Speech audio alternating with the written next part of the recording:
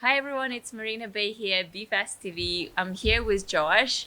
He will tell us the reasons why he decided to start here in Hong Kong rather than not in Singapore. So how long you've been living here already in Hong Kong? Yeah, so I've been in Hong Kong for close to like 4 to 5 years.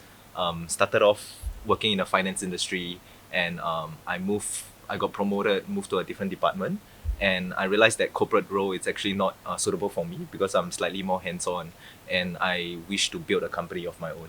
So I started off doing my first startup in Hong Kong. Then it didn't really go too well, and after that I took a break and I went on to another corporate role as well. Then now I'm back in the startup role. Okay, so you already been living here for 4 or 5 years, and Correct. before, where did you live? So previously, I actually stayed in Singapore, but I did like 6 months in Canada. So it kind of like got myself exposed to the North American way of life, which is yeah. And you didn't like it.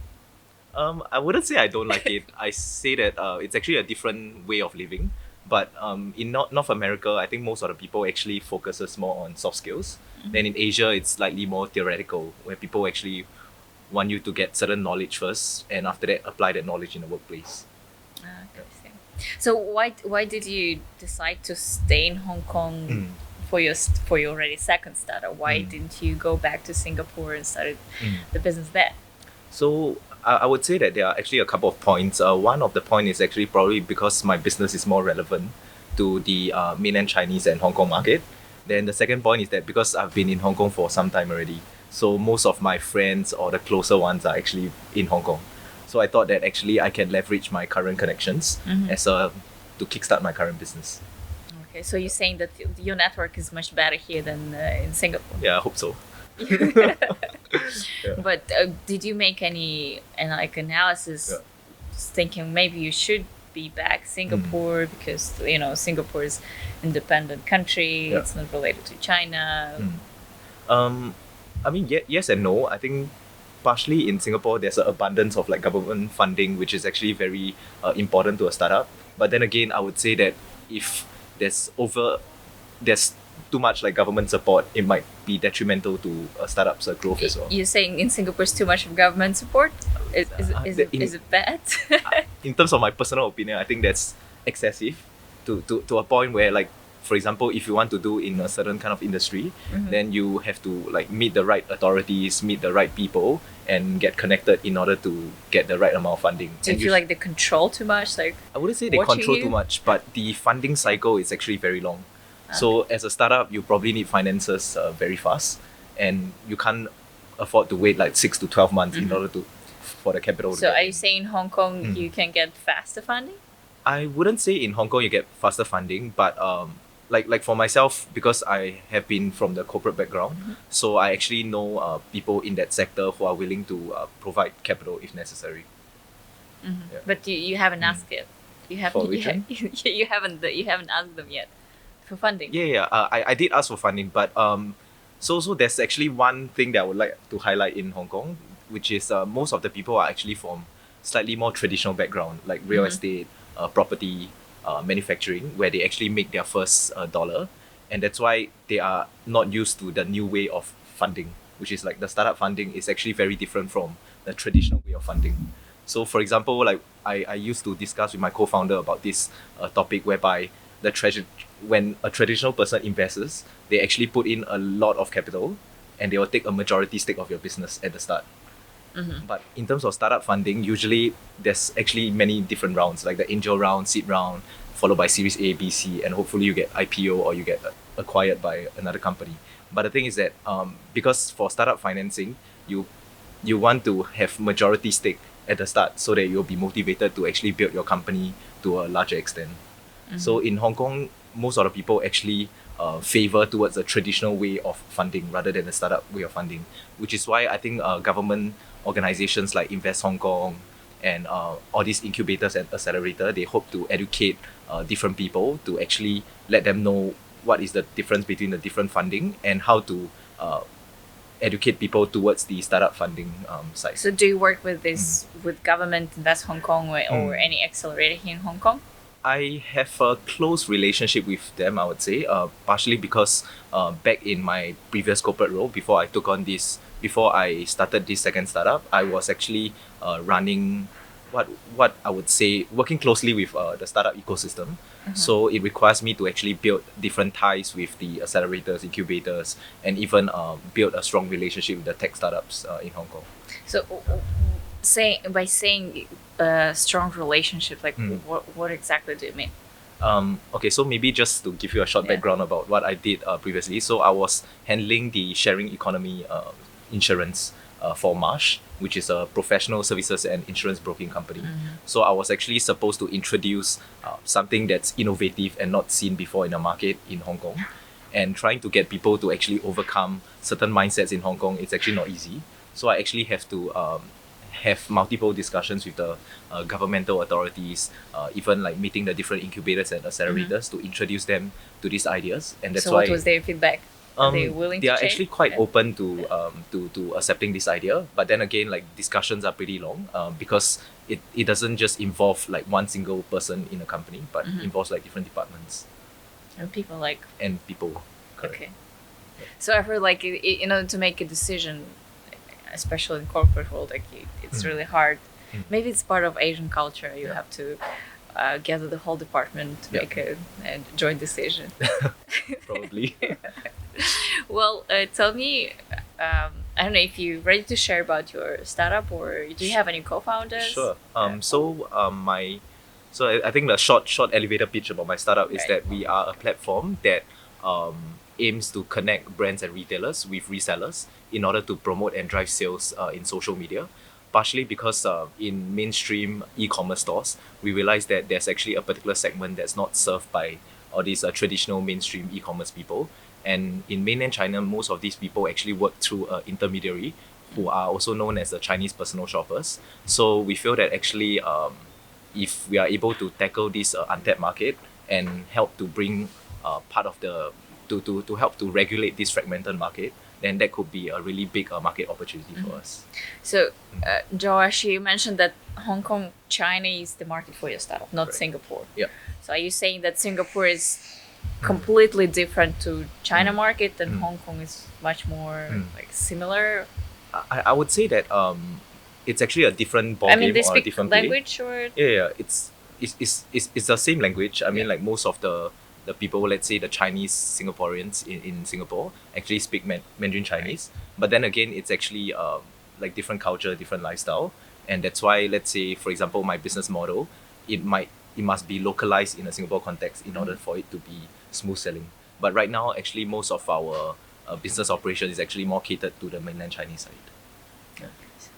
What about your first startup? What happened to this company, to previous company? I think like usually for any first time entrepreneurs, usually you don't know like all the different kind of jargons. You don't know who are the right players to talk to. You don't know who are the investors to talk to. Did you fail? Yeah, I wouldn't say fail, but it's actually currently still running. But most of the operational side is actually handled by my co-founder in Singapore. Yeah. Oh, But he's still doing it on the side okay. currently. Yeah. But you started together in Hong Kong, but then he moved to Singapore. Yes. So we actually, because I started off already working in Hong Kong before I did my first startup, so I was more familiar with the Hong Kong market. So I decided to actually tackle the Hong Kong market, and while he handles like the Singapore market. So we are actually conquering like two markets simultaneously. Yeah. And that could be one of the reason why it didn't go like so successful as well. I see. Yeah. Okay. So focus.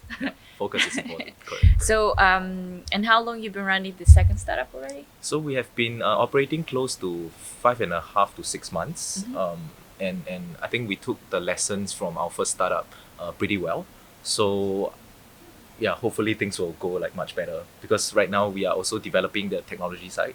I think for the first, I think one of the most important lesson that I've learned is always to validate your business assumptions. And for us, like during the first startup, usually we build first, then we expect like the customers to come. Are you But engineer yourself? no, I'm not an engineer, but I Where wish is I it? had the skills. Where But- where do you have your technical team?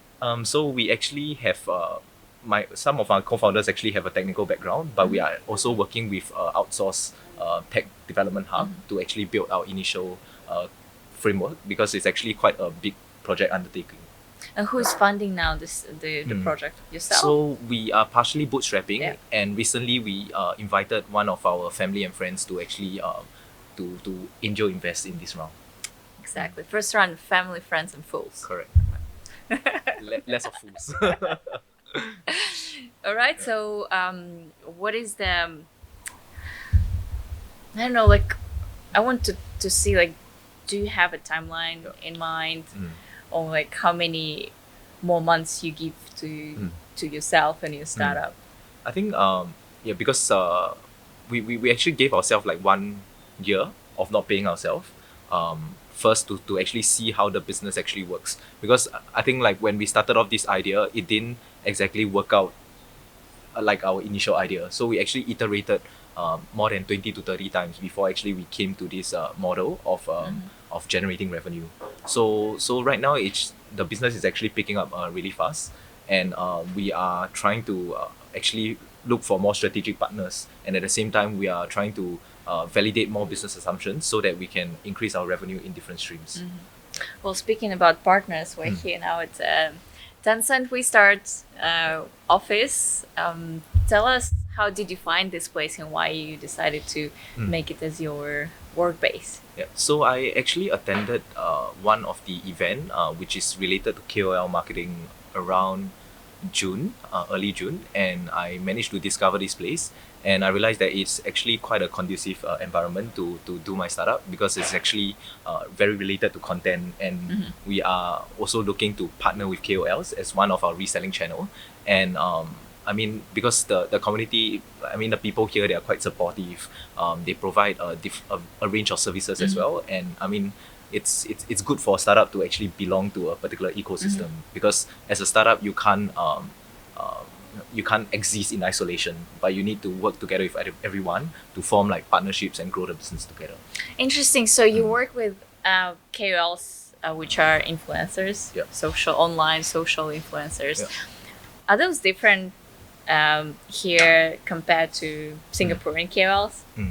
I think at the moment I wouldn't say that I work with them very closely to a large extent, but I would say that in right now, maybe I can speak in terms of the KOL market as a whole. Right. So most of the people in the KOL market, they are used to marketing campaigns whereby they are actually paid a certain amount of money in order to drive, let's say, to drive the number of followers for a particular brand. But for us, we actually want to work more towards the micro influencers, so that instead of getting the upfront marketing campaign dollars that they are used to, they actually get sales commission instead. And micro KOLs, like how many followers the person? I would say that anywhere between let's say between 5 to 20K of people would consider themselves as a micro influencers. And what are the social networks that you follow? Like where your KOL exists? So in, let's say for the Western world, they could belong to, let's say, Instagram, even Twitter, Facebook, etc. Then for China, that's slightly more complicated. So you have like Weibo, you have Zhihu, you have like even WeChat. Like there are so many different medium to explore. So that's, and you work with Western and Chinese platforms. Because right now we are actually doing two markets simultaneously. So both in Hong Kong to work with the Hong Kong KOL resellers, and in China to work with the mainland Chinese resellers. Cool. Are you on social media yourself? I mean, yes. are you on Instagram? Yeah. My Instagram is actually private. Yeah. Oh, really? Oh my goodness. Now we're talking about KOLs. Yeah. No, I mean like because I do like I don't really separate like personal and professional in the social media side. So okay, let me rephrase it. Because right now I'm actually using my personal WhatsApp number in order to do like resellers acquisition, and also to handle like certain payments and a lot of business stuff. So like, where do you have your personal communication then? Where do I have my personal communication? Like face to face with people. That's the most personal communication that I can get. What are your favorite places here in Hong Kong to hang out? I would say that a typical person who is new to Hong Kong would probably like to go like hiking. Lan Kwai Fong. Yeah, Lan Kwai Fong. Drinking. For her. Yeah, a startup entrepreneur has to work every day, so. No. But what about But- leisure time? So I think I usually work 6 days a week, and I tend to keep Sundays slightly off to actually catch up with family and friends. Because I think back from my first startup days experience, I didn't really have a proper structure in terms of like my sleeping habits, exercise habits, and I realized that it's actually, I burn out quite easily. So I think having learned from this experience, I actually try as much as possible to wake up early in the morning to do my regular exercise. Then after that, I have I plan my schedule ahead, and after that, I make sure that I take adequate rest. Okay. So Sounds that's pretty yeah. boring. Well, I mean, No, you just have kidding. to have discipline, run the startup. So yeah, the question like since you're not a KOL yourself, Yeah.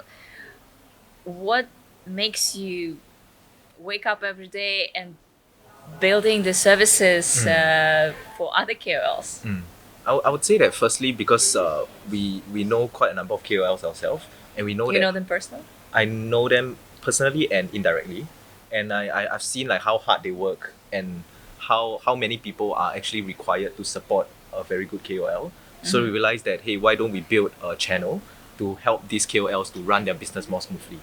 Because right now, let's say for one of the big concern for a KOL is that when I'm young, a lot of brands will want to approach me, then I can get marketing dollars like very easily.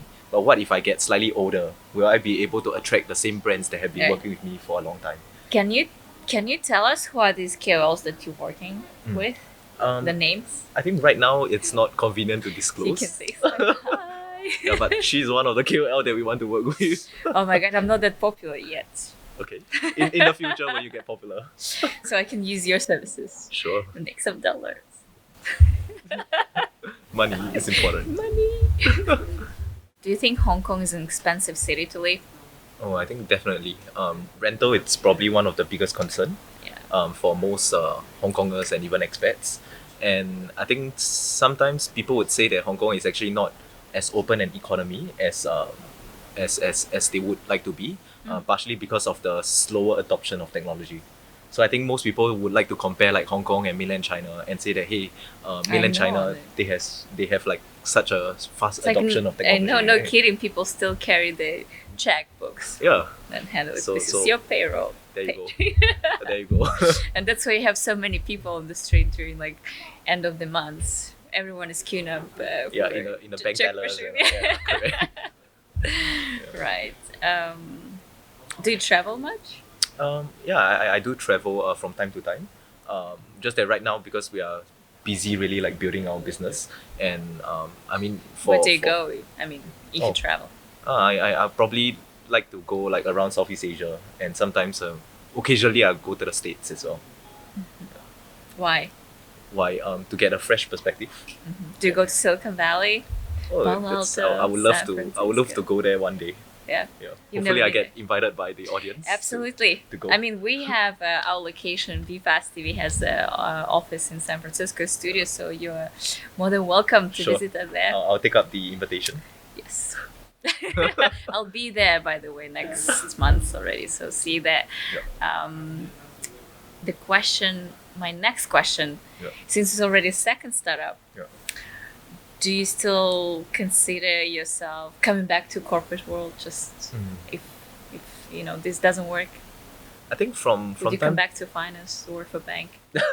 so from time to time I do get like offers from Yeah. recruiters to actually ask me to run like corporate innovation in the company, but I think partially I don't believe in the concept of corporate innovation. Doesn't exist. That's Not my personal compatible. that's my personal opinion. Partially because most of the time you actually face a lot of bureaucracies in a company.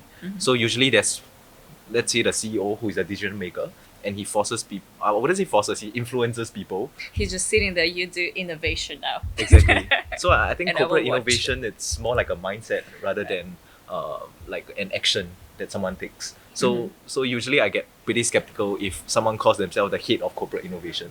So I would like to see like what kind of innovation do they actually enforce in the company. Exit of your startup. Do you see the exit? Yeah, I think right now it's slightly too early to plan for the exit, and of course, a startup is like your baby, right? So you don't want to give away your baby so easily. But still, like, do you see yourself running this company till the end of your life, or you want just get rid of it, cash out, and then do something else? Yeah, I think the main goal is really to build a big and sustainable business. Then, I mean, let's say if there are suitable businesses that would like to acquire us, or we can see ourselves working in the long term, like hand in hand, then yeah, why not? All right. Yeah. So then, good luck, Josh. Thank By you. the way, what's the name of the company? Oh, Tell us. it's called Square Ark. Square Ark. Yeah. Thank you so much for watching, guys. Josh, thank you so much you're for welcome. joining us. If you have any comments or feedback, please leave them down below. And till next time.